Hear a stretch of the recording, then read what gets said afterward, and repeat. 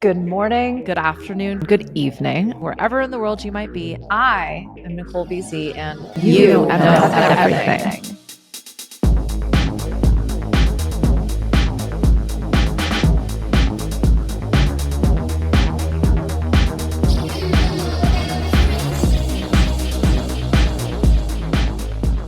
Yo, thank you for being here. This is going to be a spicy. It's going to be hot. I'm going to spill the tea. So before we even get into it, this episode is for you, my friends. This is the one episode I'm going to ask you to not share. Just kidding. You can do whatever the hell you want with it. But the reason I say that is because bring integrity to your actions when you're listening to this. This has been a big one. I've literally been thinking about making this episode for a year. It is inspired by real life circumstance. This is a dramatic reenactment, but it's also my side of the story, right? And I wanted to share this because in business and in leadership, we emulate, we worship cult leaders. And in fact, so many of us have flirted with this concept of guru status. Whether it's just presenting an idea or a presentation or a solution as the be all and end all, because quite honestly, that's sexy sales, or we are othering, we are isolating, we are judging and therefore condemning those that don't do it our way. And this can show up all over business. It takes a fuckload of awareness and integrity and strength and confidence to not do any of these things. So what I want to talk about today are some cult leaders. I'm going to write a much larger article about this, so there'll be a lot more sources cited, all that fun data stuff that some of you really get into. I've stopped trying to defend everything that's coming out of my mouth because I'm such a researcher anyway, but it also just felt like I was actually coming from a place of insecurity and I needed to prove myself, and I am not doing that anymore. And in fact, it's the cult leaders out there, the gaslighters in business, who will really test your resolve when it comes to some of this stuff. So that's my little disclaimer. But I did want to just talk about gaslighting in business and cult leaders in business because their behavior is very similar. And honestly, so many of the leaders that we talk about and worship in our, and well, at least in Western society, American society specifically, because we kind of like the sociopathic. Oh man, I should have remembered Aunt Bateman, the character from American Psycho, like sexy, fit, powerful, dynamic, serial killers. No big deal. A lot of the cult leaders that I researched as well actually are serial killers. I don't know. You do that with what? If you're anything like me, you take responsibility for anything. It's a control thing. When you're inexperienced with gaslighters, and turns out they find me a lot, I just didn't recognize that frequency because I was so busy taking responsibility for things. I didn't recognize the fact that there wasn't a problem here, or in fact, this exchange is not even, nor is it what was agreed upon. And so if there is something unexpected occurring, that is not my fault. But that's gaslighting 101, is you walk away from every conversation thinking that it was your fault. And gaslighters love to find people like me, probably like you, if you're resonating with this, because you're willing to take responsibility and they are not. Cult leaders are obviously a very extreme example. And also, when I started doing this research and I did a side-by-side, an A/B test of gaslighters, cult leaders, there's a lot of the same attributes. So what I'm going to get into is just a few of the more famous cult leaders out there, both in society and in business. I'm going to highlight some of their most recognizable traits. And what I challenge you to notice is which of those traits makes for the types of leaders that we worship, at least here again in the United States and in capitalist society. Because it's wild how these qualities are quite literally the same qualities as a serial killer, but I digress. But how they have potentially shown up in your experience, where you went into that fight, flight, freeze, fawn response, and why. Because it is there, my friend, that you will be able to resource yourself in a way that allows you to show up differently. So whether this has been something that's happening and you've not really brought any awareness to it, I'm raising all 10 fingers and 10 toes right now. I just honestly didn't know that I was being gaslit. I just truly believed that I was doing it wrong, because that's the level of manipulation that can occur. And obviously manipulation is going to be like the very first trait, but that one's obvious. We're going to skip past that. Anywho, you are super capable. Let me be the first to tell you that right here and now. And you are the one that is in charge of doing the thing faster, better, harder, deeper, more, to quote Daft Punk. But this makes you ripe for gaslighting. And so when that self-doubt, when that confusion, when trying your best, but continually failing while in relationship with this other individual seems to be like a common pattern, maybe just ask yourself, am I being gaslit right now? Am I being manipulated? Have I joined a cult? And so that's where I'm going to start just with my own little personal story, because I did. I joined a cult a couple of years ago. It was a business cult. And I joined because what was promised in this connection, in this community, in this container, that's the right word, was fame and therefore riches and recognition and success. I did it because I want something that you cannot buy. But I was sold to and told that I could achieve it if I just went through the following steps, which had I done this research prior, I might have been a little more suspect to. But what I will say is I brought up my issues repeatedly, and I walked away from every single one of those conversations thinking I was the fuck up. It was my own doubt and insecurities that were creating more problems, that I couldn't talk to anybody about any of these things because that was just creating more problems and more issues. And I would put my table between my legs and I would tell myself that I'm doing it wrong and I need to figure out how to do this right. And this is all my fault. And it honestly took me a good year of that experience before I really sat down and reflected on like, what the fuck is happening right now? I so badly wanted to love and light both the results that I thought I was going to get by joining this experience, but also my individual experience. I just wanted to feel good. I just wanted to feel like I was being supported. And so a lot of these old stories, I've never been supported. Nobody appreciates me. I'm undervalued.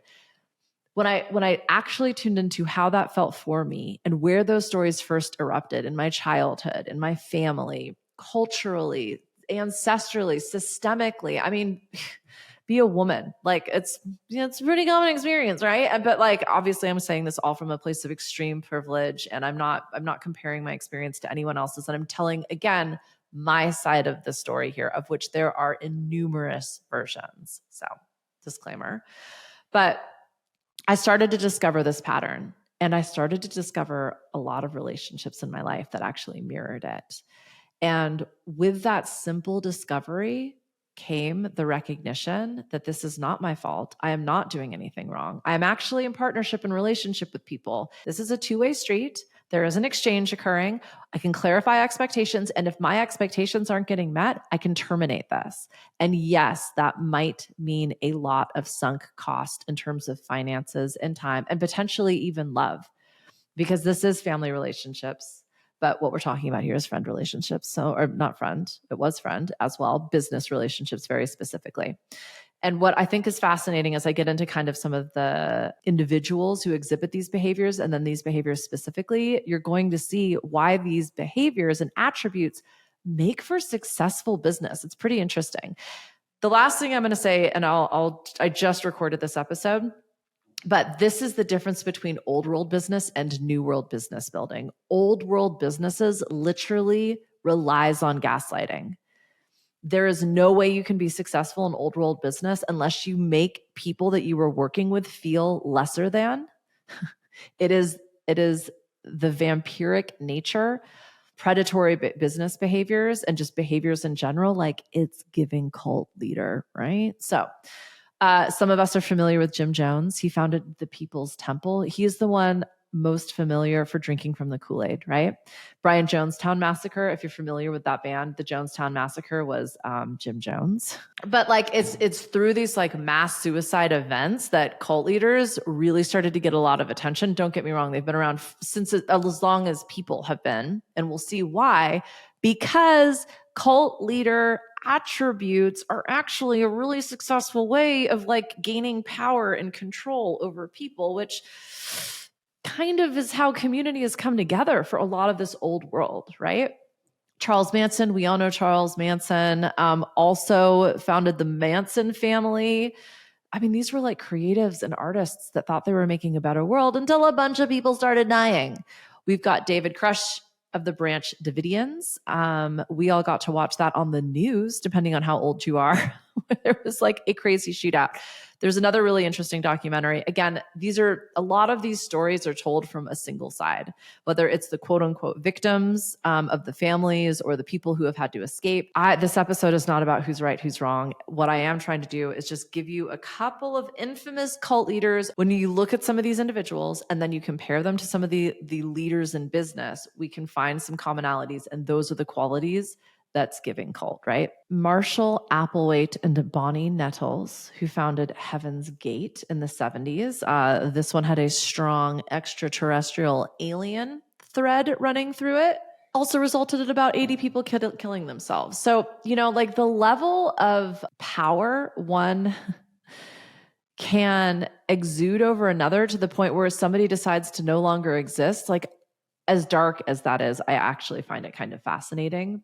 Again, not because obviously it's not good, but like even without judgment, it's unbelievable to me, and therefore incredibly compelling to discover how one person can be so subservient to another that they decide to cease to exist.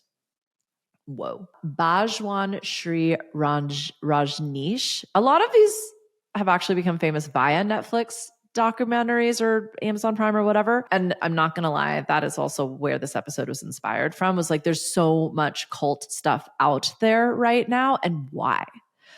Because as social media, as the internet brings attention to these individuals, they can't just do their thing for decades any longer. And they can't just build in solitude. Like, we're able to see this stuff very much in real time. And here's what blows me the fuck away about my own involvement in this particular culty container is that, like, I know better. We all know better. And some of the people you see in some of these documentaries, like, they're scientists, they're what our society deems as intelligent people. And also they're just humans doing their best and getting completely sucked in by these leaders because of these tendencies and qualities, right? Rajneeshpuram was the commune that was in Oregon. And I mean, there are many, many living members of this cult that like actually still miss it and actually think that it was like a really positive, great thing. And the only female accredited is Anne Hamilton Byrne. I'm not exactly sure why only one lady. I've just watched a doco on a cult leader who was a lady. Maybe us women just... So some famous cult leaders attempted to create benevolent organizations. And that's also what I love about these guru-like leaders, especially when it comes to the internet, especially when it comes to these businesses and these systems and these solutions that are sold as silver bullets. Like, they believe themselves first. It's like manifest destiny, right? Like, it's my God-given right to do whatever the fuck it is that I want at whatever cost. And they believe that so wholly. Like, we are compelled to at least explore what it is that we're talking about, because it is so few of us that have that much conviction. And again, old world, because then there was one right way. There was one way of doing things and thinking about things and feeling about things. Now we know it is prismatic at best. It is multifaceted. And in fact, there's probably innumerous unimaginable ways of doing everything all of the time in any given moment. And in fact, it's probably all happening at the same time, right? So how do these organizations derail into this murderous intent? I don't know what makes the cult leader, like where they come from or how this evolution occurs. But what I do want to talk about is how that affects those of us that get sucked in. And hopefully this gives you an opportunity to reflect, where have you signed up for this level of subjugation? Like, where have you actually said to somebody, you get my power, you are the expert, instead of recognizing, like, I know everything, right? In this exploration, we're going to look at the top 10 characteristics. And I think, like, when I think about cult leader is extreme, right? But gaslighting is something that's pretty common these days. It was an internet fucking trend for a minute there. And kind of like narcissists, we were basically calling everybody a gaslighter. I think there is a subtle but important distinction between someone just disagreeing with you, right? And being gaslit. Because gaslit is not like, let's agree to disagree here. Gaslit is going, you're right and I'm wrong. And I feel awful about that. And I'm going to give you my power and say that you know more than me and you're better than me. Now, obviously, if we're stepping into like a learning situation or, an employee boss dynamic, we're agreeing to a certain degree of subservience. Like that's kind of the exchange, right? But there's again a big difference. And this to me is new world business building of recognizing like you're the boss, I have a job description, but also like I'm not going to do something or engage in a behavior that feels wrong to me. And nothing you say, do, or physically enact can reinforce that wrongness. Like a new world business builder would never create that. And if they did, it was unintentional and they will be willing to explore it and also take responsibility for it. If you can't have a conversation with somebody about what's going on that you don't like and an exchange and go, well, okay, you don't like this. I talk a lot about this in values. There's a big difference between going, well, you're a family person and I'm a workaholic and I'm asking you to meet me on my level and you're asking me to give you the space and permissions you need to get on your level. How can we negotiate that? Because I am potentially the boss and asking you to sacrifice what's most important to you. Well, what if it's just one time? What if it's in case of an emergency? And what if you get an extra day off next week? Like, have we now honored both of our values without making you feel like you're fucking up or I'm like some gaslighting boss person? I hope so, but you're the one that's going to have to figure that out, right? So obviously manipulation is first and foremost for any of these things. And then isolation. When you don't feel like you can talk about this thing to others, again, subtle difference between gossiping and processing. Only you can really know when that's happening. And I think you do. And if not, here's your opportunity to figure it out. But anytime somebody's telling you don't talk to anybody else about this, just like put that little siren, the silent siren with the red going like on top of your squad car, right? This is not the same as don't tell people your goals and your aspirations and your dreams for fear that they will knock you down.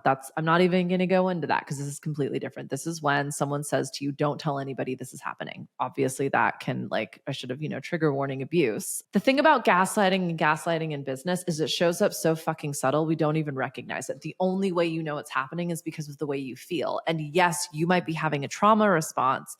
Again, a inspired, compassionate, new world business leader will honor that response, give you space to process it. And that might mean not on their time, but everybody gets to walk away from that feeling constructive.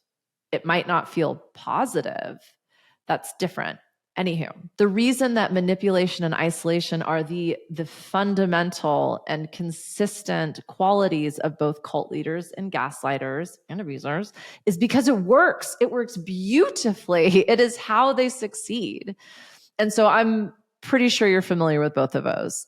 Absolute authority, when someone pretends that my way or the highway, this 100% works every single time, or it's your fault, you are in a cult and being gaslit. That's it. It's pretty fucking simple. And guess what? That absolute authority works because so many of us, and this is how I got sucked in, don't feel like we know. We don't have the confidence or the security to feel like the expert. And we want someone to tell us what to do, if for no other reason to blame them when things go wrong, right? And that is that othering. And ultimately, there is no right, wrong. And we're moving into a new way of experiencing where it's just something that either feels good or feels bad in a moment. That is the information that we need to move forward. Personality, charisma, enigma, that is a very common quality of these types of individuals. And just recognize that. They've leveraged this style about them. And you might be compelled by it. There's no judgment in these qualities. It's simply recognizing them. And this combination creates an incredibly powerful individual. How you respond to that power is obviously going to make all the difference.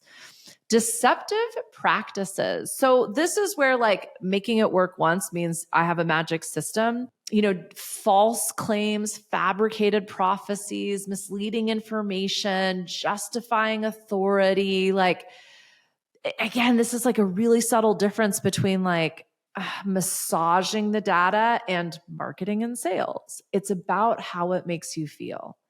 And if you're buying something like a guarantee, check yourself, because there are no guarantees. That's the only thing. And really, you are the one that guarantees it. And they will leverage that. They will tell you, if you don't make this work for you, it's on you, because this has worked over and over and over again. Okay, cool. And that's not to say that wasn't true in that moment.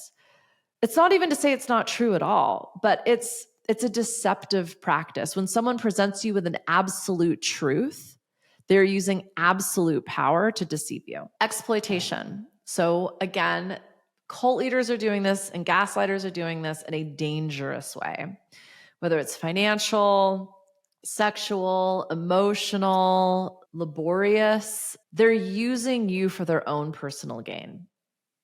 Again, like what keeps jumping to mind are like marketing and testimonials and reviews, which I ask for all the time on this podcast. Thank you very much. And that is for my own personal gain. So like, what's the difference? Intention. And this is one of the problems with so much of this, is you can't know what someone's intention is. All you can know is how it makes you feel. And that's where some of these cult leaders are unbelievable at, is their intention is your gain. I have watched $1 million coaches and salespeople tell me that by convincing you/me of what they do, they are helping, because they believe so strongly in what it is that they do. They also believe it is their job to compel you to action at whatever cost. Absolute power, deceptive practices, right? Like exploitation. But they believe it. They truly believe they are doing the right thing. That's how these cults get founded. So notice how it feels. And I also just kind of want to take this opportunity to say, maybe there are people participating in these spaces that it feels really fucking good for them and they get everything they want out of it forever at no harm or sacrifice. And that's cool too, bro. Like I am in the aftermath and recovery of an experience. And I joined of my own accord. I am a smart, functional, healthy, secure, competent, confident person, again, coming from a place of great privilege. And I got booked. Then I continue. Well, that's not true. In my attempts at resolving this situation and just simply concluding it and walking away with the lessons learned, have I completely severed that connection? Not quite. And that's messy and gross. And I'm working through that. And as much as I present things as cut and dry, like we overcomplicate to justify our experience, right? And so this is just me hopefully providing you with a couple of like sticky points so that I'm like visualizing a sticky note on a wall, so that isolation, when someone tells you to it's so obvious when they're like abandon friends and family, they don't say that. What they do is they question the support of a loved one or somebody close to you if that person questions them. What they tell you is that you should think about distancing yourself from people who are questioning you, and in exchange, distancing yourself from everybody so that you are their only lifeline. Like it feels a hell of a lot more obvious, but maybe they present it to you as a part of a strategy for success or something temporary. Maybe you don't feel like you've ever had connection or support on a level. And so this person just simply offering that feels like the lifeline you've been drowning for without. Like, again, it's not super cut and dry. If one of these jumps out at you or a couple of them, explore that. But if you were being asked to sever all ties, just bring awareness to that. That's all. It actually might be a really great move. If you've been in a really toxic or a space that feels awful for you on every level, then yeah, maybe exploring some different communities or spaces would be useful. Move. Like you might not have the agency to do that. I totally get that. And I shouldn't be laughing or joking because some of the stuff can get pretty serious. But if you are being discouraged or prohibited from accessing information or perspectives outside of this particular individual, it's giving cult. That's all. And why? Because this maintains control over the narrative and prevents you from even questioning anything, let alone them. Groupthink, this is fostered. This is the othering. And I'm on my own soapbox about groupthink because I think that's how we've gotten here. That's why we have war. That's why we have discrimination. That's why we have these systemic, I perceive almost unsolvable, intractable issues in our communities and our societies is groupthink. And within these containers, groupthink is the way. It's us versus them. Fear and intimidation, it's using fear to motivate you. If someone is bullying you, if you feel afraid, that is not the way, my friend. Again, does this feel bad? Yes, don't go. Don't go in the basement, right? Like threats of punishment, getting kicked out. If you disagree or if you question, you are a bad member of this community and you are asked to leave. Like, not okay. Propaganda. That again, some of this verbiage is really loaded and strong. It's much more like cult leader, but like think about some of your corporate internal marketing.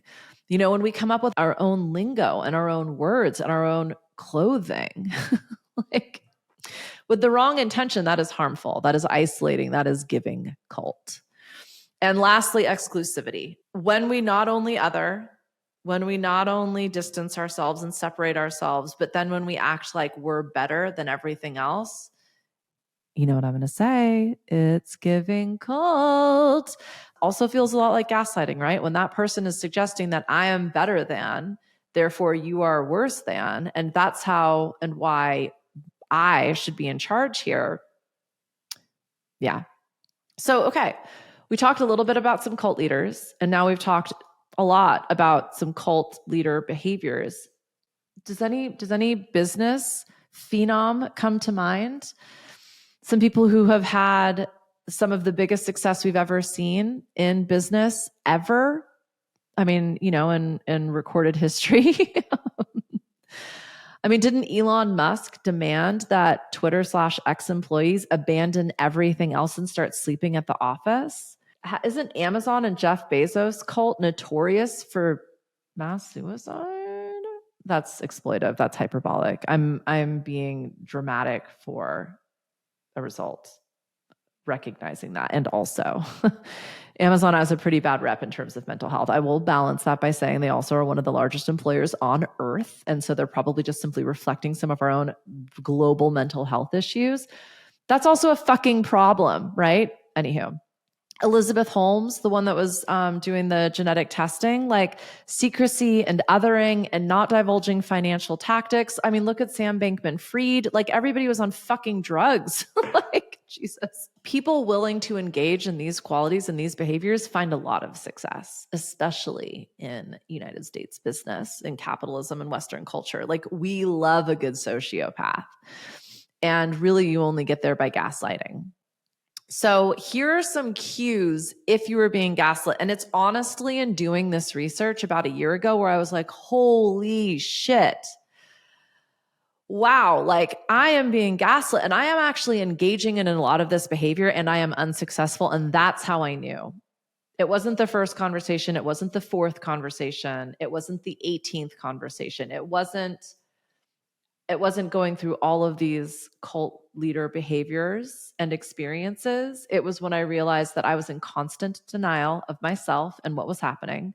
I was trivializing my own feelings.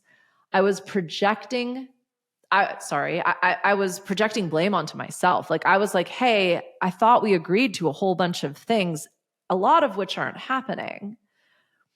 Can we talk about that? And it was like, well, why are you doubting this? Why are you talking about this with other people? Why are you ... And I was like, oh, wow. Okay. So that's my fault then.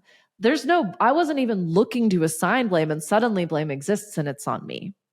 Contradictory statements, withholding information, isolation, twisting the facts, undermining self-esteem, constantly changing the rules, projection of their own behavior. So they're acting in a way they're accusing you of. I mean, it's crazy making, quite literally. There were moments where I was sitting there just going, I am eating crazy pills. And let me be also very honest with you. This all started off beautifully. I was so excited. I felt like this was going to be the thing that connected me to everything I had ever wanted.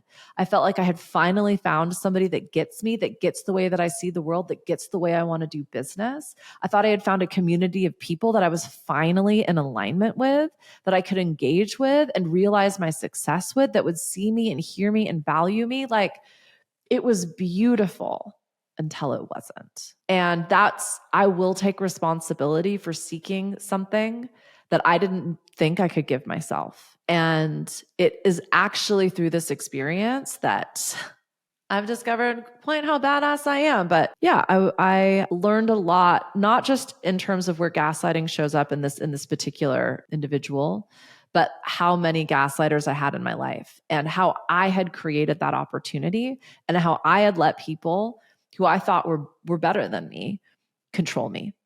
And if you know me, like, that might be hard to believe. And what I saw was the prevalence of this pattern, and how as soon as I shifted the victimization in my experience and I stopped giving other people my power and I just simply agreed to disagree and I stopped trying to convince people, I got off my high horse. I stopped thinking that there were virtuous, and I mean, even the concept of integrity. Like, I actually just started to recognize that everybody is in integrity. That's why they're doing the thing that they're fucking doing. That's how these cult leaders build their cults, right? Like, so if it's not for me, that's cool, man. That's it. That's all I got to do. And there are going to be instances that I cannot predict the future. So, and I will say I did think I was doing this because I've made plenty of fucking mistakes and worked with plenty of people that it didn't work out with. And they've been 6-figure oopsies, right? And I thought, like, this is the time I'm going to nail it. And there were opportunities for me to just simply get out a hell of a lot easier, but I was too attached to that initial investment and the sunk cost opportunities that I perceived, that I continued down the path. And that I've learned now. I'm not going to say that's on me and that's all my fault, blah, blah, blah. But I recognize that frequency more now than ever. And I just will also honor the fact that I'm not going to be willing to work with people or be in relationship with people that can at least come to an agreement and be willing to check in on that and negotiate it regularly while I'm building trust with them. So I'm just going to reiterate these without getting into them, because what I feel like is that you know what they mean for you. And so if you are noticing a handful of these, if not all of these in a relationship, you're being gaslit, and do with that what you will. You're in constant denial of that this feels bad. And if, or you've brought it up, they deny it, that there's anything wrong. You feel as if your feelings are being trivialized, or you're trivializing that you feel bad, like you're doing it to yourself. There's blame at all. There's projection. That's a tricky one. I kind of think we're all projecting all of the time, so do with that what you will. But if we're projecting to blame or shame, that's where it gets problematic. Contradictory statements without recognition. Of course, everything changes. Of course, we're going to say one thing or do one thing and then like contradict that. That might be hypocrisy. That might just be evolution. As long as we can acknowledge it. And this is where I think a really healthy leader shows up, and a really inspired, compassionate, and accountable, integrous leader shows up, as they go, hey, I said this and I'm about to contradict myself. And that's going to be really challenging for some people. And in fact, it's challenging for me to admit it. I was wrong. I'm just different now, and things are different now. Do with that what you will. Some of you might leave. That's how we make contradictory statements in this new world of business. Old world does not recognize it, and in fact acts like it's your fault if that's happened. That's being gaslit. Withholding information, you're not seeing the full picture. If you ask for questions, you're not given the answers. You were asked to isolate. They're twisting the facts. Similar to withholding information, I think twisting facts is just a euphemism for their lying, maybe to themselves, maybe to you, maybe both. They're undermining your self-esteem. So you feel attacked. And it doesn't matter if this is real or not. That's the gaslighter's most amazing technique. And to some degree, I think we've all been gaslit by society, by our cultures, by our families, like by ourselves first and foremost. And that's where this like idea of confidence comes in, and self-esteem, ultimately, to wrap it all up. Like, it's okay to be wrong.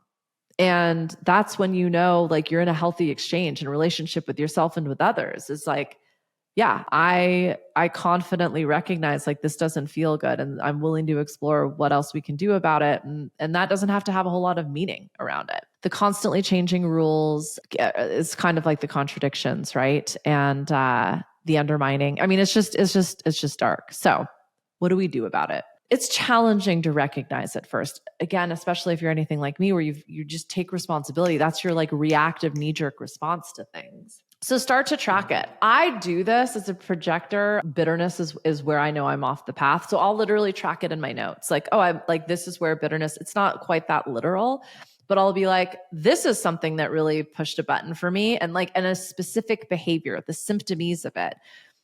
Get contracts, get agreements, get things in writing. That's actually a big way to start to combat gaslighting. Because here's the other thing about gaslighters and cult leaders, they don't know. It's the gurus that tell you that they're not gurus, right? Like, and especially now that like we have such a hashtag on trend like thing, start to just track, how is this showing up for you? Seek support, talk to other people about it. Again, big difference between processing and gossiping. Like if you're just complaining and you haven't brought that up to the person, or you don't feel safe to bring that up to the person, like own that. Those are two very different situations. Both are problematic. Set boundaries. If you can't find the security or the safety to hold a boundary, recognize that, document it. And that's where you're going to start, just by simply bringing awareness and then bringing some of that safety and security. And that's where you then find the confidence, right? Speak up, use written communication. Sometimes communicating with a gaslighter can feel impossible. That's when you're putting it in writing, right? And if you're tracking, I'm not very good at keeping the score. I don't at all. If someone wants to get into an argument with me, like I can't like go back and list every single thing that's ever happened. That's just not how my brain works. But for some people, that's really important to them. And if you tell them like, these are the problems, or like you're highlighting a moment that is right now, they'll ask, well, defend it. Give me all of the evidence. If you're like me and you don't think like that, gather the evidence, especially if this is a situation that's ongoing. Or just be like, I don't need to fucking defend myself at all, and I'm out. Obviously, if this is in a workplace or in a professional setting, consult the appropriate resources. And I have worked with and supported a lot of people who felt like they couldn't do that. That's a problem. Okay. And then get outside support. There is a ton of free and accessible support. I don't imagine that you're listening to this and also you don't feel like you can even get online and call an anonymous resource. But if you are there and you're in that position of isolation and you're listening to this, you can reach out to me. Okay. hello@NicoleBZ.com. That email is checked multiple times a day, every single day. We'll figure something out. Consider mediation. This is super useful. Triangulate, bring in a third party, somebody you both trust. If that's not available, create the opportunity for you. And if they're not open to it, that is an indicator you were being gaslit, my friend. Seek professional help, right? Assess, familiarize, and resource yourself. One of the things I've learned with nefarious operators, with people, with the bad guys, is I am not the only one ever that is being treated like this. And if I've been led to think that, or I'm telling myself that, I'm probably being gaslit. And this is where I can process and be like, hey, I'm having a negative experience. How would you describe yours? Familiarize yourself with the situation. Because, I mean, look, let's throw it out there. This could just be your problem. There have been plenty of times I've been the asshole. In fact, so many that I joke around about it. Oh, I'm the asshole. That's not to say like I'm a fuck up and deserve to be condemned and blamed and named and shamed, but like it's a reasonable and worthwhile exploration before kind of going down this path, because it's going to take you to a very different place than you are right now. If you discover you're being gaslit, I mean, sure as shit, if you discover you're in a cult, like by going through these explorations, you won't be there anymore. And that will probably have some pretty significant consequences. I wanted to create this episode because I legitimately, when gaslighting was like a total thing, and I mean, that was kind of the last, I don't know, decade, I was like, sucks to be you gaslighters or gaslitters. I didn't realize that there are some people that have literally been gaslighting me my entire life. And they don't know they're doing that. They're not bad guys. I love them dearly. It's just a way that they've built a fuckload of success and control and power for themselves. Does that make them a villain? Not in their story. They're a fucking superstar. And a lot of people think they're superstars as well. And all I had to do was rewrite that character to antagonist rather than villain, the foil in my drama, the thing that gets to highlight to me where I get to step up and be a badass boss, babe, bitch. And yeah, then I become the villain in their story for a moment, and it's fine because I want to maintain relationships with those people. And the others, they can write me as whatever character they want. I am no longer in connection with them, and we'll be moving on. So that's all I got. Lots of jibber jabbering. I just want to chug this tea. I'm going to get back to my Saturday. Thank you so much for being here. You know where to find me. NicoleBZ.com on all of the socials, doing all of the cool things. I'm in a few new places this year. That's an Easter egg. Just come and find me. I'm going to release you from this experience. I love you. Thank you. Bye.